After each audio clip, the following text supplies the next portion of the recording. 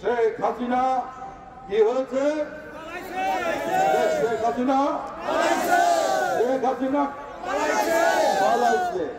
শেখ হাসিনার পতন হয়েছে। শেখ হাসিনার পতন হওয়ার পর আজকে আমাদের নেতা জনাব তারেক রহমান 31 দফার কর্মসূচি দিয়েছেন। আমাদের নেতা আগামী দিনের প্রধানমন্ত্রী এই বাংলাদেশে সকাল 9টা-10টার সময় যে উজ্জ্বল সূর্য থাকে তেমন একটা উজ্জ্বল নক্ষত্র উজ্জ্বল মানুষ তারেক রহমান 31 দফা দিয়েছেন। সেই 31 দফায় আজকে বাংলাদেশকে সংস্কার করতে হবে। বাংলাদেশকে নষ্ট করেছে শেখ হাসিনা। এখানকার বিচার বিভাগ, এখানকার শাসন বিভাগ, এখানকার পার্লামেন্ট, নির্বাচনী ব্যবস্থা সমস্ত কিছু ধ্বংস হয়েছে। আপনারা ভোট দিয়েছেন পার্লামেন্টে, ভোট দিতে পারেন না। একটা জবরদখলের গণতন্ত্রের নামে একটা জবরদখল চলেছে 17 বছর। মানুষ তার ভোট দিতে পারে নাই, মানুষ তার অধিকার প্রতিষ্ঠার জন্য কথা বলতে পারে নাই।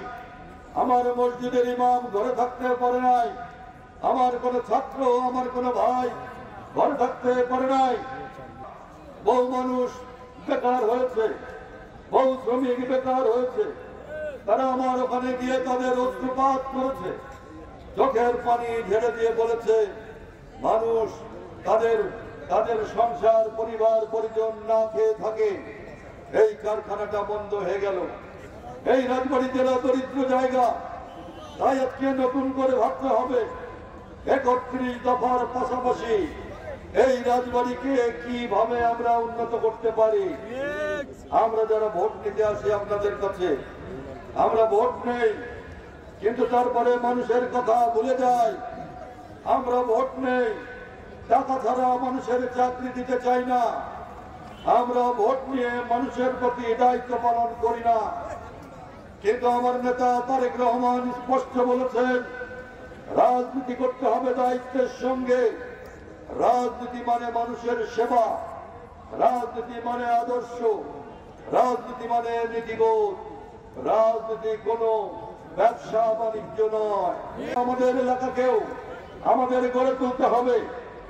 আমরা তাই বলেছি এই এলাকার উন্নয়নের জন্য, এই এলাকার মুক্তির জন্য আমাদের এখানে পদ্মা সেতু আমাদের তৈরি করতে হবে। আমরা চাই, জোরে বলেন চাই।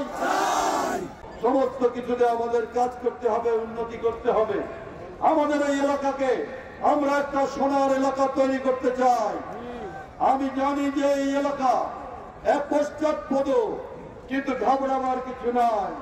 এই এলাকাকে সোনালী একটা জায়গা তৈরি করা যায়। এই এলাকার যাবতীয় উন্নয়ন আমি যেগুলো বললাম, এই কাজগুলো যদি আমরা করি, আমি আপনাদেরকে বলি রাজবাড়ীকে আপনি একটা সবচেয়ে উন্নত একটা জেলায় পরিণত করতে চান।